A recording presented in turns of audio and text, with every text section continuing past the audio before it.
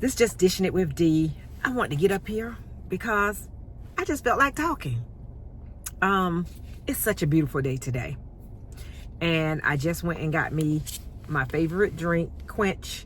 It's the cacao fix with extra ice. It's my healthy drink. And I just felt like talking because it's such a nice day outside. And I ain't got shit to do other than get up here and just talk to y'all. But anyways, I wanted to talk a little bit about Love is Blind. I hope that everybody's watching it. Even though this season I thought was trash. Season 7 was trash because the guys and the gals they got up here. Well, I say the gals, not the guys, because Lib, y'all got to start vetting these men a whole lot better than you've been doing. I know a lot of it's staged and everything for TV and to get views and all that. But, we get invested in these couples, We get invested because you know what I'm saying? Everybody loves a good love story and not everybody has love. So people want to see and watch and hope and pray that maybe they one day will find love too. And anyways, but I was all in because it was happening in DC. That's the Chocolate City is what they label it. And my youngest daughter lives there now. This is going on her 2nd year. And she is bootless. And I was hoping that, this could give her hope that maybe there's some good fish out there that she can be able to be caught by somebody. You know what I'm saying? But, yeah, it started out. It started out good. Started out really good in the pods and all that, and seemed very hopeful. I thought maybe this was the season that it was going to kind of bring us back to the first season, when we fell in love with Lib because of Lauren and Cam's story and all of that. We thought that there was some authenticity there, some real hopeful, real love, right? Yeah, that soon done went to hell because you know what? Think about it. They have to film these things well in advance of airing them. I think it's now like maybe 18 months or maybe 2 years after they done even filmed this thing, okay? They film it, they got to edit it and all that. Then they show it to us. These people got to stay off of their social media and all this stuff so that we don't know that. But you know what? They have to stay off, but that doesn't mean, they sign a contract, but don't mean their friends, their families, loved ones, they don't get up here and rat your ass out. Because that's what they did with, let's talk about Ashley and Tyler.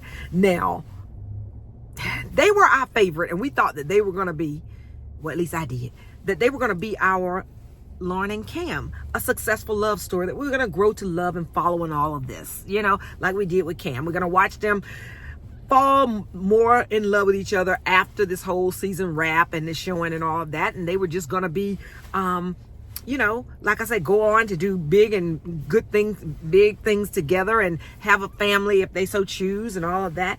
And we just, was vested in them. And now the internet went to talking. They said that he has 3 babies, 2 girls and a boy, by the same woman that he claims that he was a sperm donor for. Wah, wah, wah, wah. That's what first of all, he didn't even tell. There's so much to unpack here that even if he was a sperm donor and did this for a close friend that he knew, for a lesbian couple so that they could have kids together, let's buy into that for a moment. Let's buy into that. If that were so, why didn't you disclose this information in the pods while you were courting her? Ashley, that is. I'm a firm believer of don't take my choice away from me and my ability to decide on my own. Okay?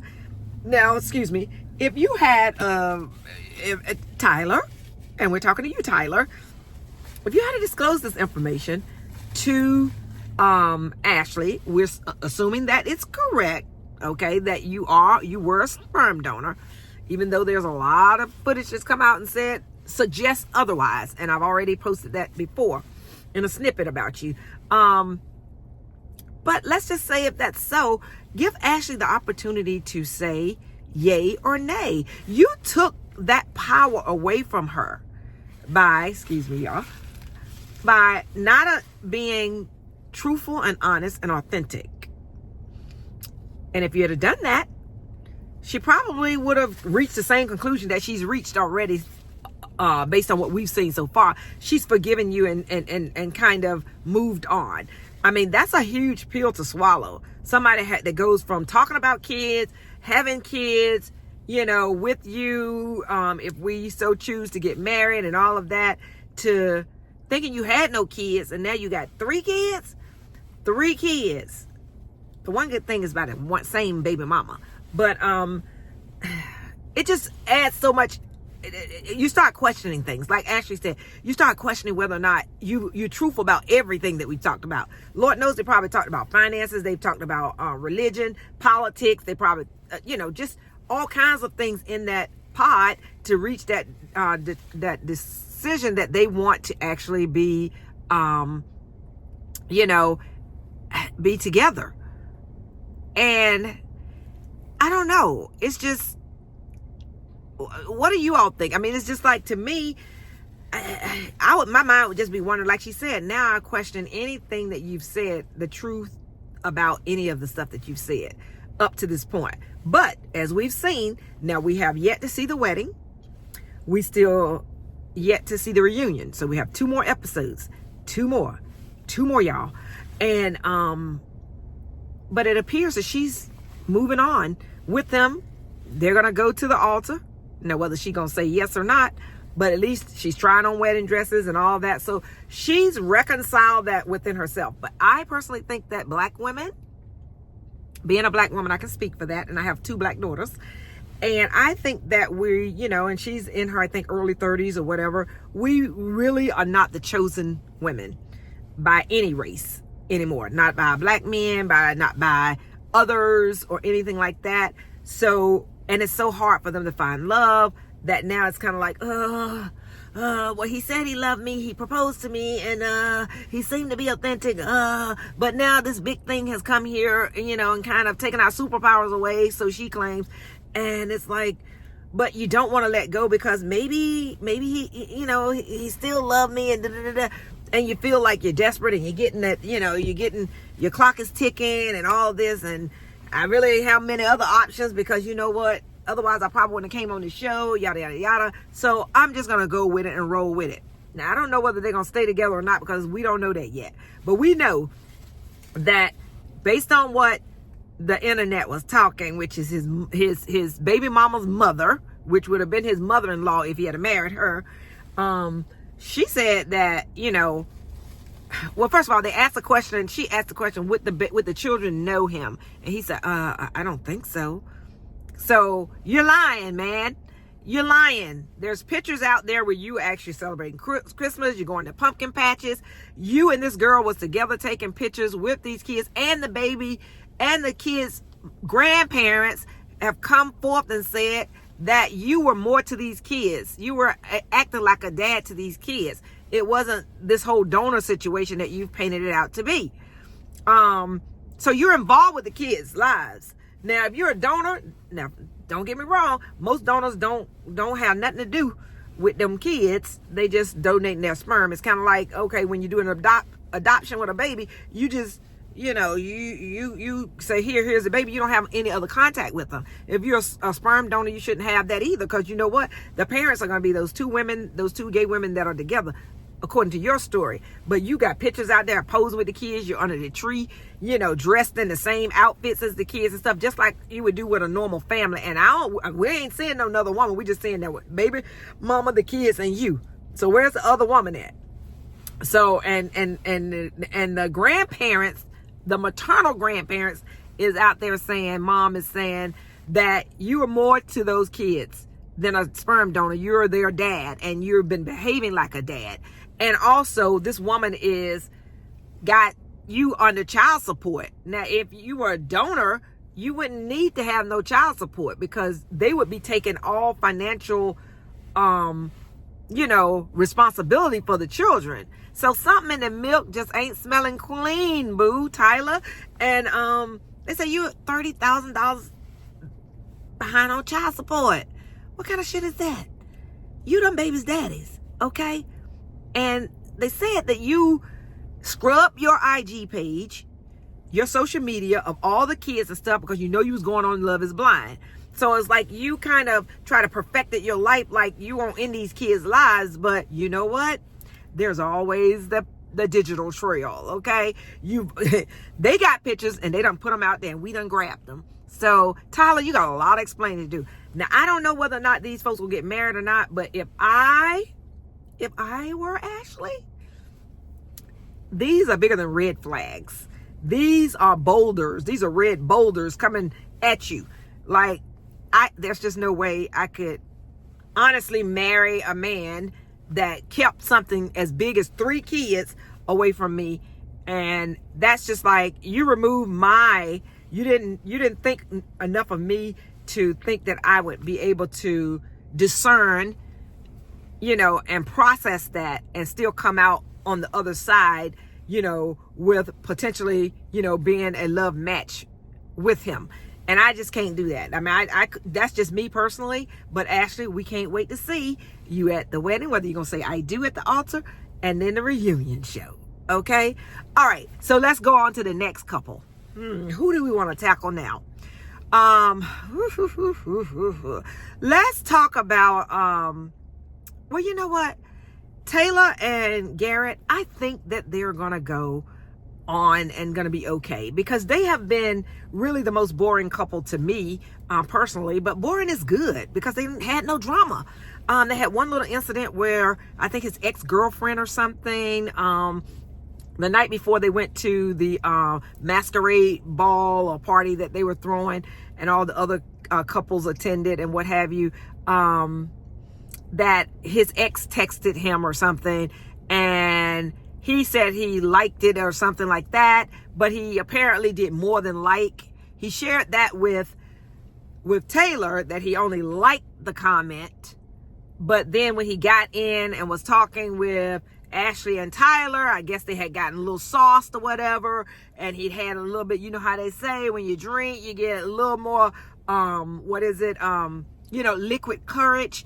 And he said that he actually responded. He texted her back and he had a conversation with his ex. Now, I am of the opinion, I don't know about y'all, but an ex is an ex for a reason. And when I say ex, I mean I ex them out my life for good. Now, there's a lot of people, men especially, I have talked with or just have been in conversation with, and they say there's nothing wrong with having a relationship or a friendship with an ex. Nah. That for me in my house, I say no. No.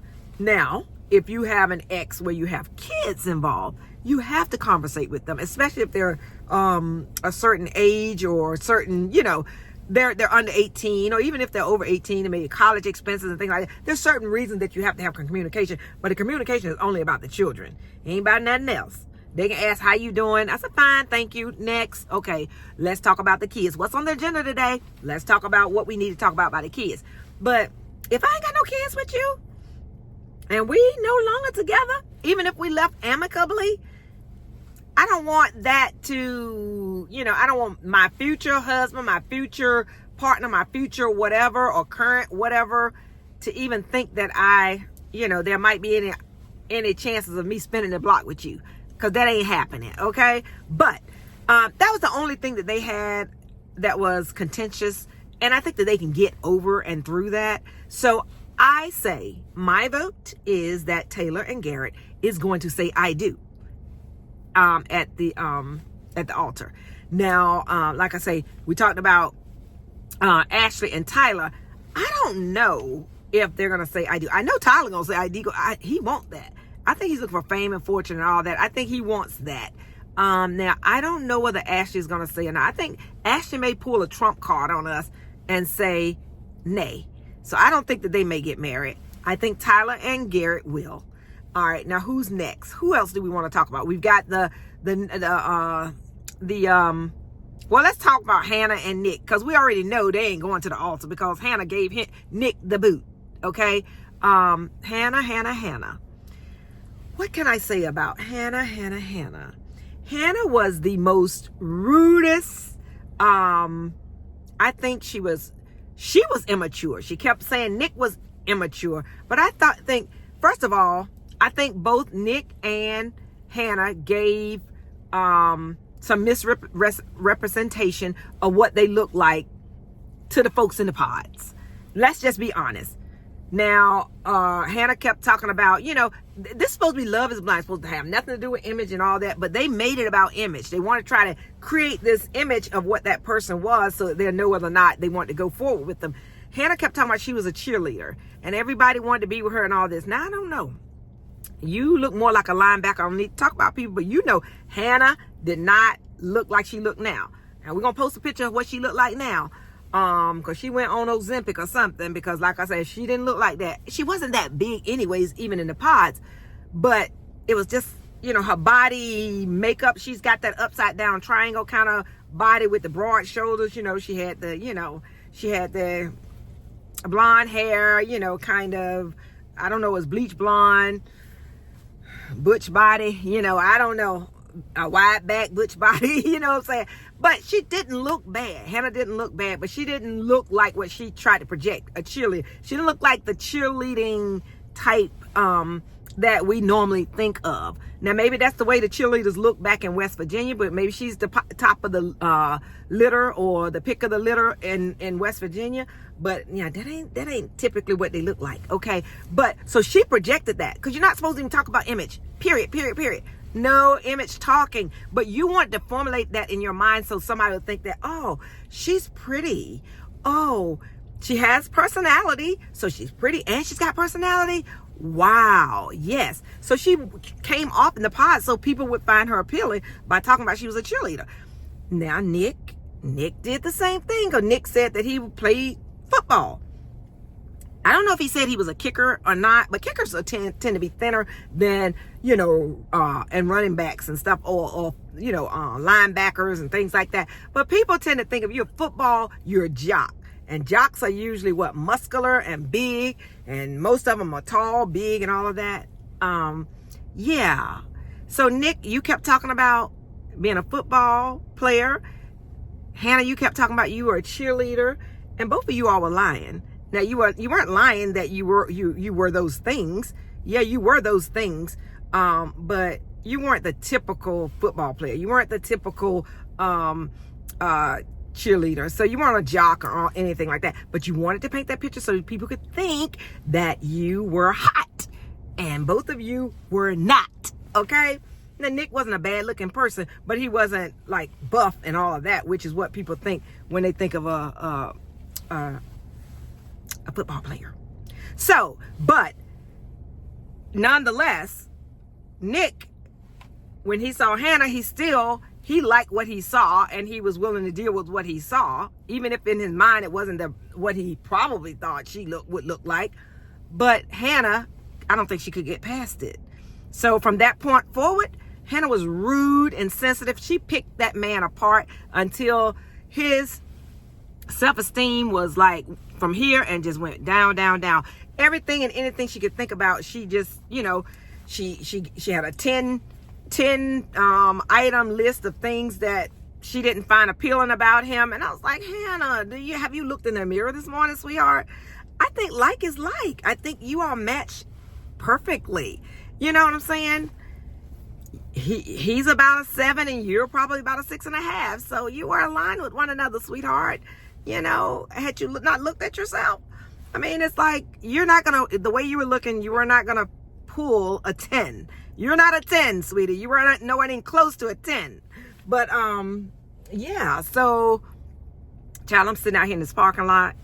I told you, sipping on my quench. I thought I was over here in a space where I didn't have to be, where anybody was going to pull up, but look like people pulling up. But I'm going to still go ahead and keep doing my video. Okay. But Hannah, yeah. But Hannah, just like I said, and then she was rude and like, just the way she executed things. If you knew, Nick's parents loved her. and she had a seemingly good personality, but it's just like I said, she was super rude, and just, like I said, just super rude, and she cut it off. I think he should have dumped her first, in my opinion, but nonetheless, they didn't make it. And she's getting a lot of flack on her Instagram because people didn't like how she treated Nick. But you know what, Nick? Somebody gonna scoop you up, boo. Don't worry about it. You living in your mom and dad's basement, saving your coins. Let's save your coins. Get a little bit more financially literacy. But anybody can. You can pick that up. Find out how to invest your money. Yeah, I'm sure your DMs are busy right now because, like I say, you're not a bad looking guy. And and you were nice. You're nice, and your parents are adorable. So what girl wouldn't want that? Hey, my daughter's in DC and she's into others. Okay. So anyways, so that's Hannah and Nick. They didn't end up at the altar. Okay. Who's next? We have 3 more. We talked about Taylor and Garrett, Ashley and Tyler, Hannah, Nick. Oh, here we go. Another one that we know is not going to say yes at the altar because they're not making it to the altar.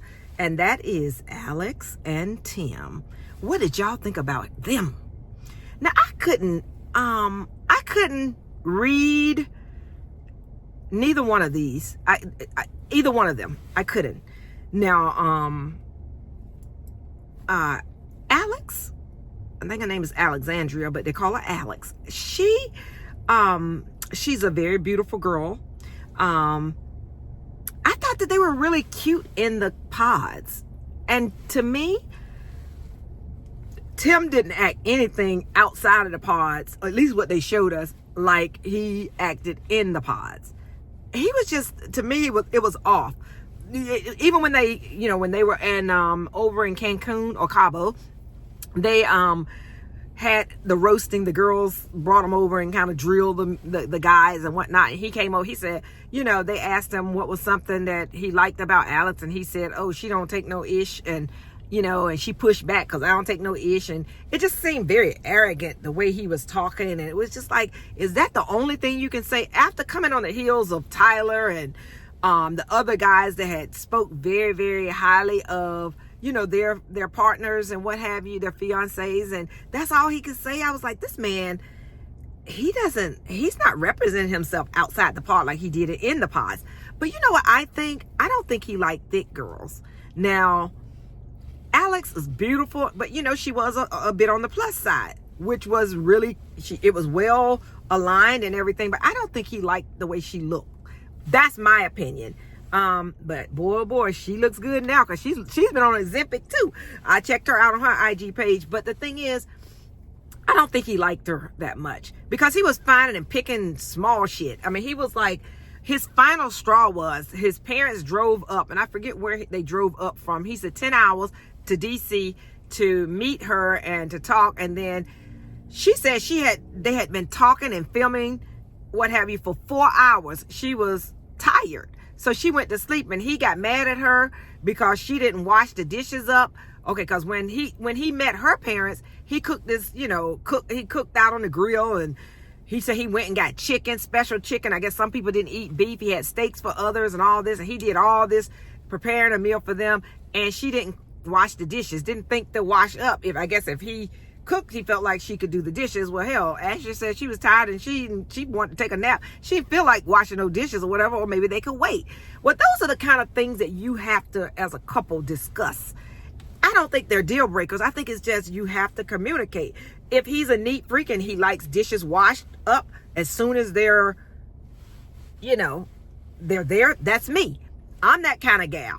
I'm not going to bed. I'm not going to sit my ass down after I eat until my kitchen is clean. But guess what? I don't argue with my husband and say, you got to do this because I cooked, that you got to do that in the same time frame as I do. If I want it done in that time frame, then I choose to do it myself, which is what Tim did. Now, but you can't blame your partner because the dishes weren't done when you wanted them to be done. You know what I'm saying? That's about communication. That's what you have to do. Those are small things. If that's the only thing you got to worry about. And homegirl said she was tired. She took a nap. We done filmed for 4 hours. I've been talking to your parents. Now, you know what? Now, as much as I love my in-laws, after 4 hours, shit, I'm taking a nap too, or going outside. I'm going to hang out with my friends or something. I ain't got nothing to say to nobody after 4 hours. I don't care if they did drive up for 10 hours. 4 hours is enough, okay? So it was petty shit that he was talking about. That's why I said this man did not necessarily want to be with her, because he's just picking little shit apart. And I'm like, and she said, you're not going to make me out to be the villain here. This is not how we're going to spin it. And he was like, well, I guess we can agree that I don't want to ever see your ass after this. I was like, are you kidding me?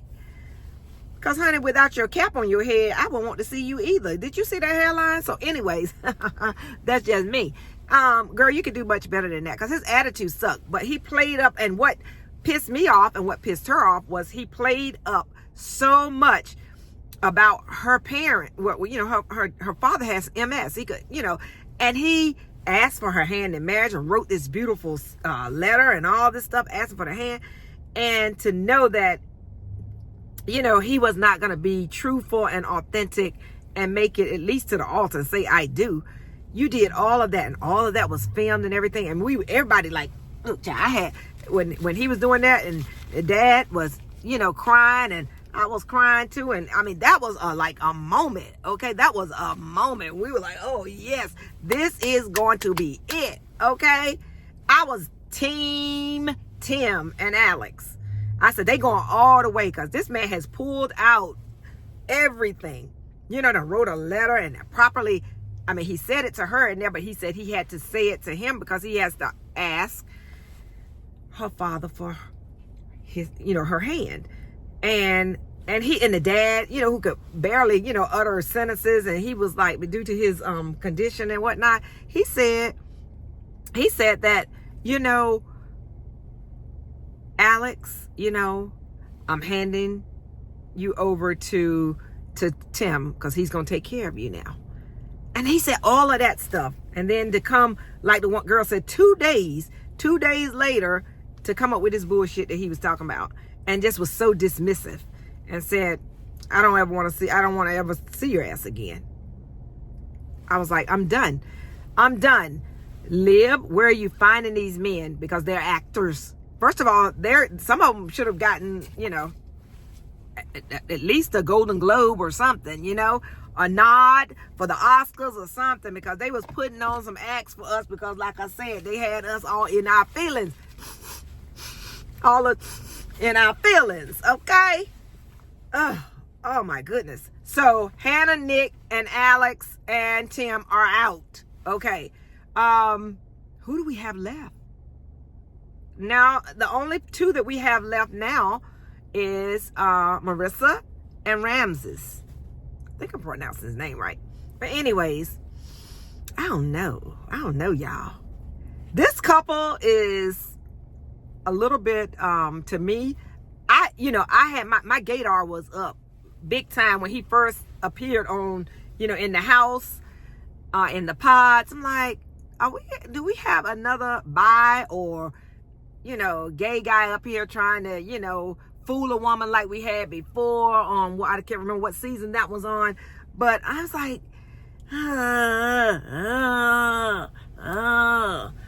why? But then it turns out that, you know, he's just, you know, I guess, you know, he's all man, honey.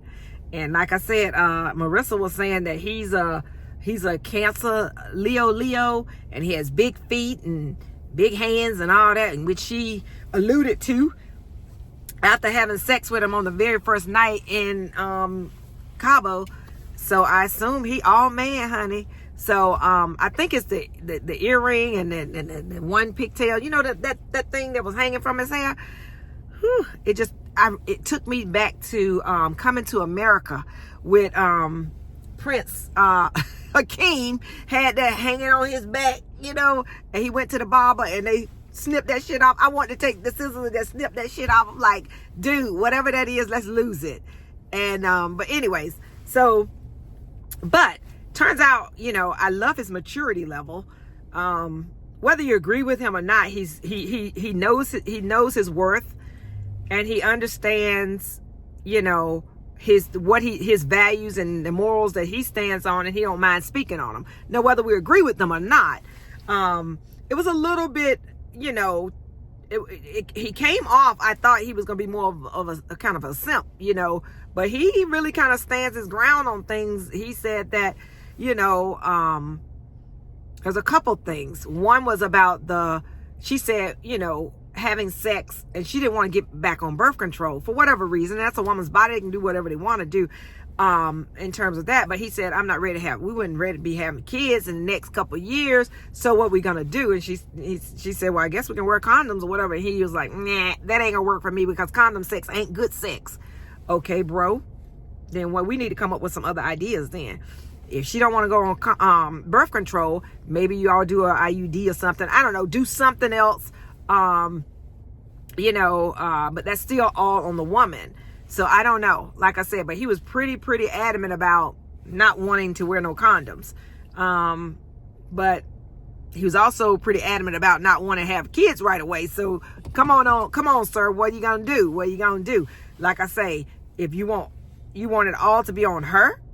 And if you all in this together and you're married, the responsibility lies on both of you. So y'all got to come up with something. Okay? Y'all got to come up with something. And then what, I guess the anti-military thing, and, you know, I can't with these Gen Zers and millennials and what have you, but, you know, that's your value. That's your view.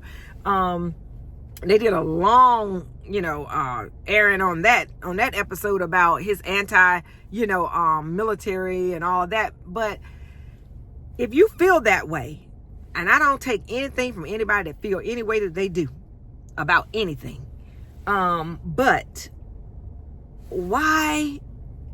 how do you think that's going to work with someone who is military? Even though she says she's like kind of, you know, anti-military now too. I guess by her saying that made him feel comfortable saying what his values and views were around the military. But the girl had come from a military family. She's been in the military. Hell, the military is probably paying for her college education to go and become a lawyer that's going to help put food on that table. So, you know, the GI Joe bill, you know, ain't no joke. So, you know, you want the benefits of it, but you don't want to claim it. And now you're saying you're against it. Well, if you're against it, you're against the benefits that it provides as well. Because if you are a veteran, you're going to always be able to get veteran benefits. Now, will he get some of those benefits and use them, even if he's anti-military? That's what I'm talking about. If you anti-military, you deny the benefits too, okay? You deny all of that. But anyways, I think, in closing, I think that they, too, may end up saying I do. Now, I know Ramsey is on the fence because of these two issues that we just discussed. I don't know. They are a maybe. So here's where we are. I don't know. We got to have one couple to come out of there. Last season, we only had one couple. We got to have one couple to come out. Taylor and Garrett. Now, I know at the altar, looks like the way they're showing us clips on the episodes to come, it looks like Garrett, I mean, there's going to be some crying. Garrett's going to lead, somebody going to lead a ring up there on, you know, it's going to be walking away. And they framing it like Garrett and Taylor's not going to make it. But I'm going to say Garrett and Taylor is going to go all the way. And they're going to both say, I do. I think Tyler and Ashley is a maybe. And I think Rams and Marissa is a maybe as well. I don't know. It's a toss of a coin on the two of them. Okay, it's a toss of the coin. But you know what? I had said, let's throw this season away all the way. It has been entertaining. It has been some really moments where they gotcha moments. So I guess from an entertainment lens, I guess it was good. But just from, hey, are we going to have some successful marriages out of here like Cam and Lauren that we can follow? And, you know, their life story and their journey after this post-lib season cut?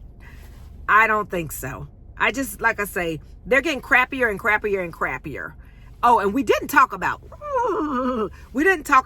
Monica and Steven. That's who I forgot. Because you know what?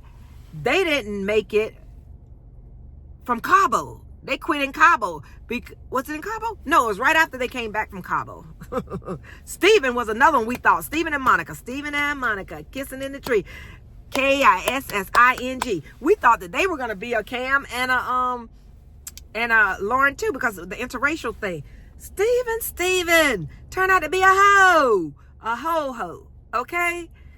Whew. And I know Monica was a little bit more mature and just a little bit like, okay, I've got me a simp, and I got someone that loved me more than I love them, and I can do whatever, and he's gonna just cater to my every whim. Wrong. Steven was a freak and a hoe, honey, and he went to a sleep study the first night or the first week that they came back, and got into their apartment together, and he stayed overnight and didn't come home. And while he was there, he let somebody get it going on with him, honey.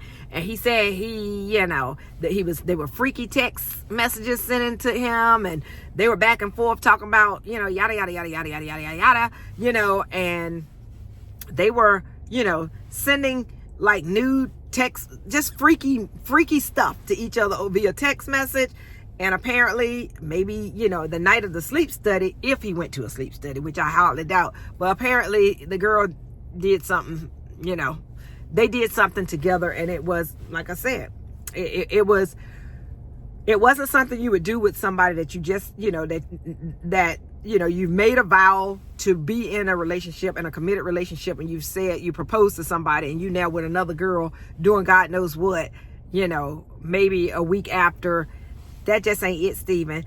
That ain't just it. And then you come back because you went on this show. When you come back, your former tell you ain't got no job no more. You ain't got no job. We ain't got no need for you, boo.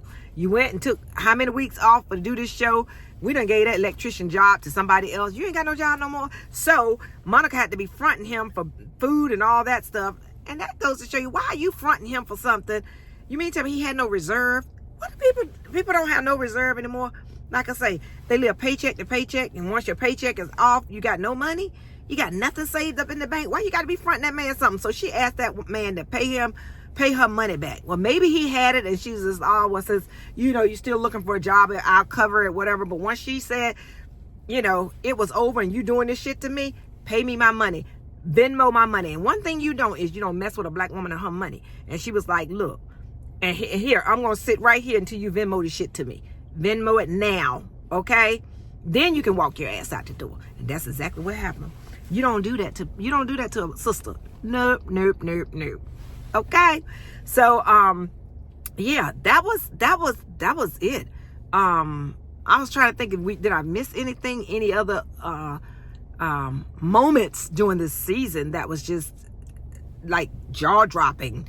I had forgotten about that with the Monica and Steven thing, because they were out early in the game. So yeah, I can't think of anything else, but yeah. So I'm looking forward to the wedding episode, which comes up I think on October 22nd. I'll be front and center looking at that. And then the reunion is always good, because that's post everything. That's like almost current day. So we'll be there front and center, and I'll definitely be here to dish about it with y'all. So all right. And we'll talk to you later. Make sure to follow, subscribe, and hit that like button so you push me up in the algorithm, okay? Talk to you real soon.